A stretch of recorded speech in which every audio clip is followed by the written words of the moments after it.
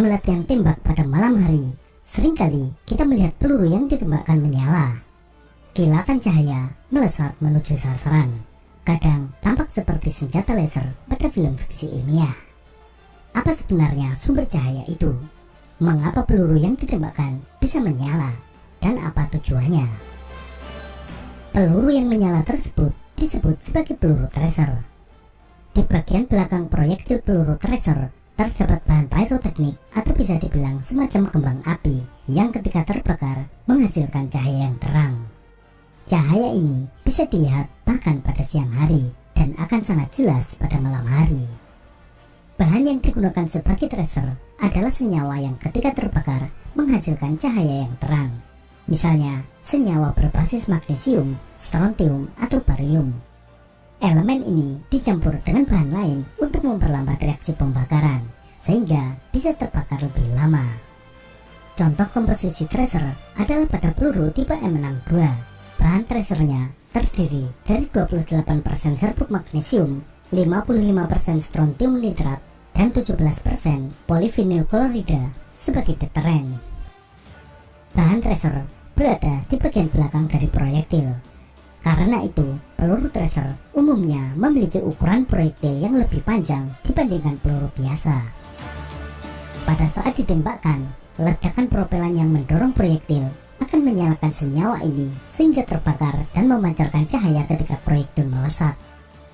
Tracer digunakan pada peluru beragam kaliber, mulai dari pistol, senapan serbu, senapan mesin, hingga senjata berat semisal pada peluru tank atau pada meriam penangkis serangan udara. Tetapi, peluru tracer paling sering digunakan pada senjata yang memiliki karakteristik tembakan beruntun dalam jumlah banyak, misalnya senapan mesin atau meriam penangkis serangan udara. Pada senapan mesin yang menggunakan peluru yang dirangkai dalam sabuk rentengan, satu peluru tracer dipasang dalam setiap 5 peluru. Artinya, berselang-seling 4 peluru biasa, kemudian 1 peluru tracer. Di standar militer Amerika, peluru tracer diberi tanda dengan warna oranye di ujung proyektil. Standar negara lain mungkin bisa berbeda. Sesuai dengan namanya, fungsi utama dari peluru tracer adalah untuk menjajak lintasan peluru.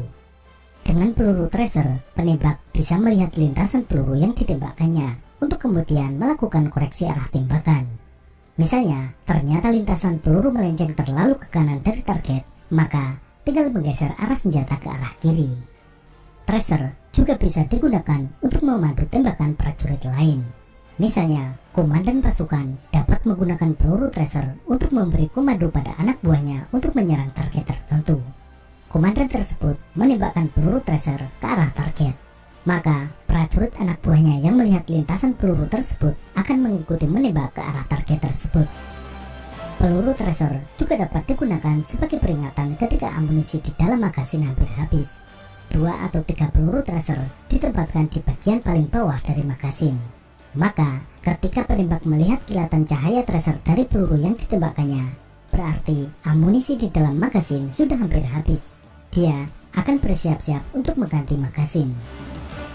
Meskipun tracer berada di bagian belakang proyektil, namun pada malam hari, cahaya tracer ini juga dapat dilihat oleh musuh yang berada di arah depan.